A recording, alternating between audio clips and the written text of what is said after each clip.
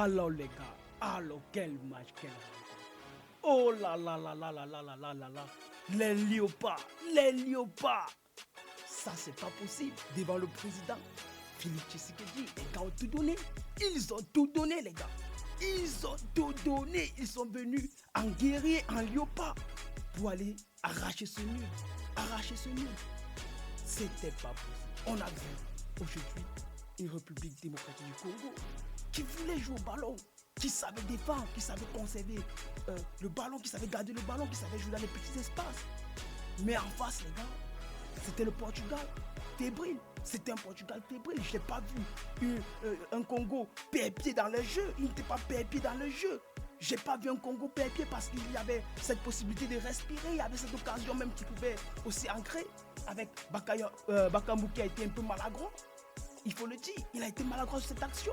Mais il faut revenir d'abord sur le classement du Portugal, les gars. Tu as un milieu de terrain stratosphérique, tu as un milieu de terrain exceptionnel. Tu as l'un des meilleurs milieux de terrain de cette Coupe du Monde avec Bernardo Silva, Bruno Fernandes, João Neves, Vitinha. Tu peux faire la différence. Tu peux faire la différence. D'entre-jeu, on a vu un Portugal qui savait utiliser le ballon, qui voulait vraiment aller chercher cette victoire. Ils ont réussi à marquer avec une très belle tête. Déviation de João Neves, très beau but. On revoit encore ce but, on se rappelle ce qu'il fait au Paris Saint-Germain, c'est merveilleux. Mais après, les gars, qu'est-ce que tu as dans le jeu? Tu ne veux plus jouer au ballon. Tu ne veux plus jouer au ballon. Tu restes derrière et tu dis, ça circule derrière, ça ne veut plus jouer au ballon. Personne ne vient décrocher au milieu du terrain. Tous tes jeux sont capables de venir toucher le ballon au milieu, venir au cœur du jeu, chercher et décrocher. Personne ne vient chercher, ça devient compliqué. Et devant, tu vois, tu manques cette finition. Déjà Cristiano Ronaldo, qui, pour moi, Cristiano Ronaldo ne fait pas un très bon match. Ils sont avec une note de 5,6 et avec ses performances individuelles.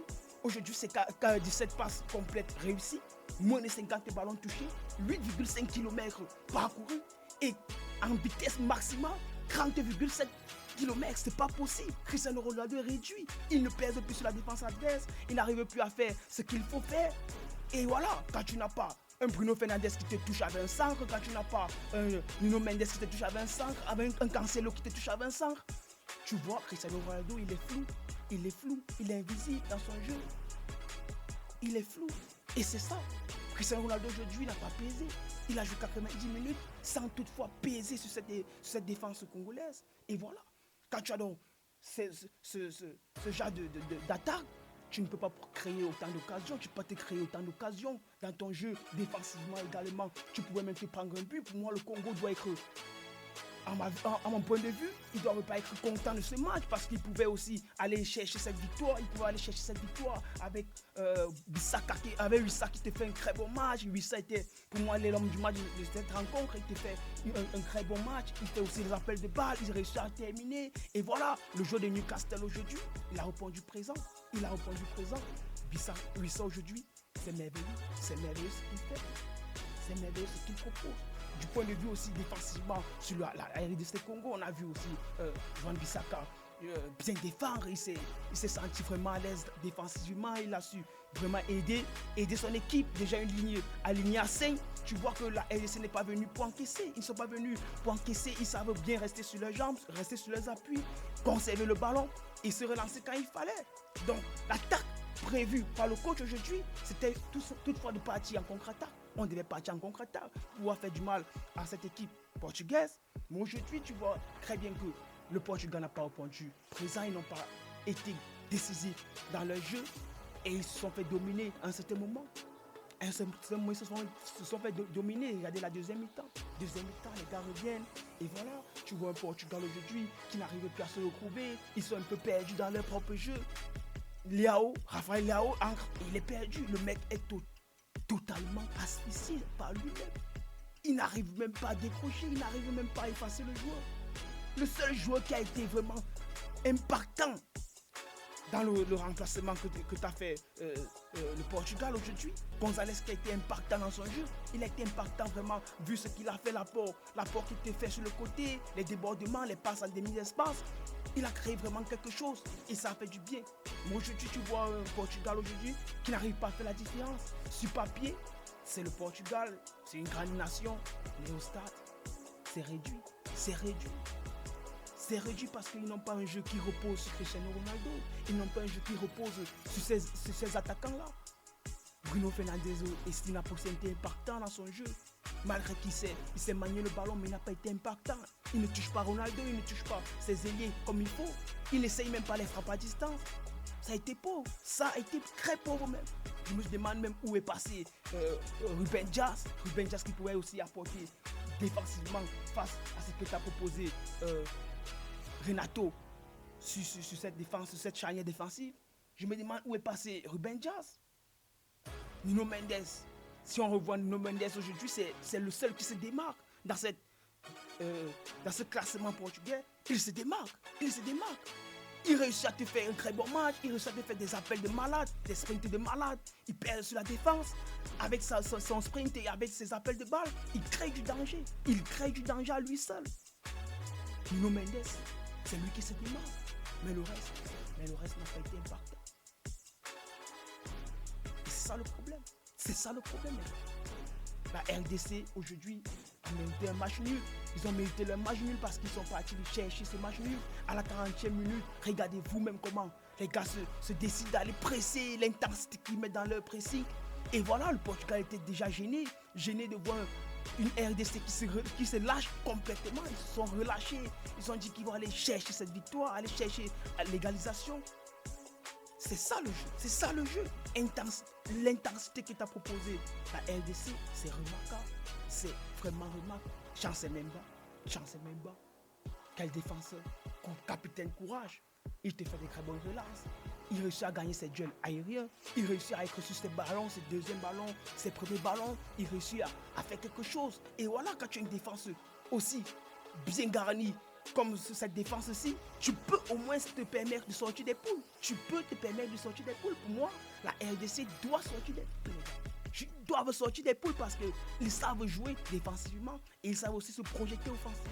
Ça veut dire que non seulement tu as une équipe aujourd'hui qui ne sait pas encaisser, puisque ça reste une défense très solide, mais aussi une équipe qui peut aller marquer. Dans les dernières minutes, dans les temps forts, ils peuvent te faire quelque chose d'intéressant. Et voilà.